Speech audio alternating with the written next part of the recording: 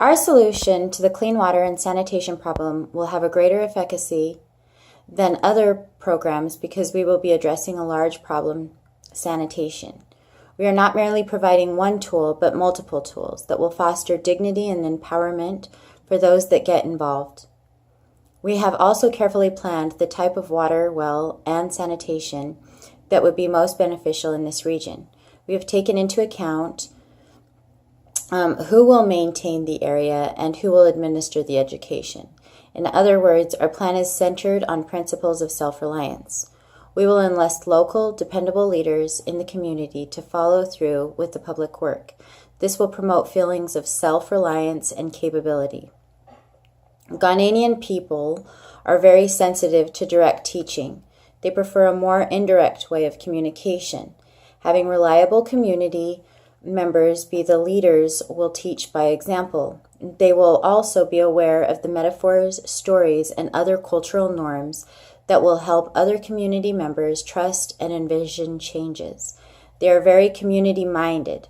This, in part, could be one of the reasons the sanitation is so poor there. As a community, they have certain beliefs and traditions that perpetuate myths and stigmas. By employing their own leaders or their own people as leaders in building and maintaining the well and sanitation site, it will help them to see they can move forward together. As far as education goes, there have been programs written and executed in larger cities in Ghana that address these sanitation issues. They, too, have enlisted leaders and teachers that are part of the community, and little by little, change is happening. Women are being empowered, and men are respecting that. Our aim is to bring this education and the means to the Volta region, a more rural part where sanitation is still a huge problem. The stigma, usually centered around a woman's menstruation cycle, is detrimental to the whole community. While shameful for the women, men buy into the cultural norms as much or more as women. As we teach and keep young women from missing schools, they will feel empowered and demonstrate to others that they are capable of being strong and dependable every day of the month. This has lasting benefits for future generations.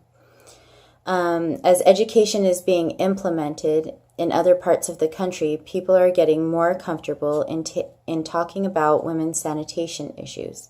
Certainly, a young woman that is educated in her own sanitary health and taught to feel capable will spill the benefits into the next generation, and so on and so on.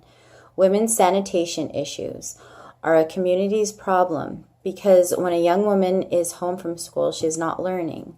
She is not developing the habits and cultivation of intellectual gifts that she has been endowed with. Any one person, male or female, has the potential to be a strength to her fellow brothers, sisters, future spouse, and children. When a woman's sanitation is low, the community is operating at half capacity. When a woman's sanitation is improved, the whole community thrives.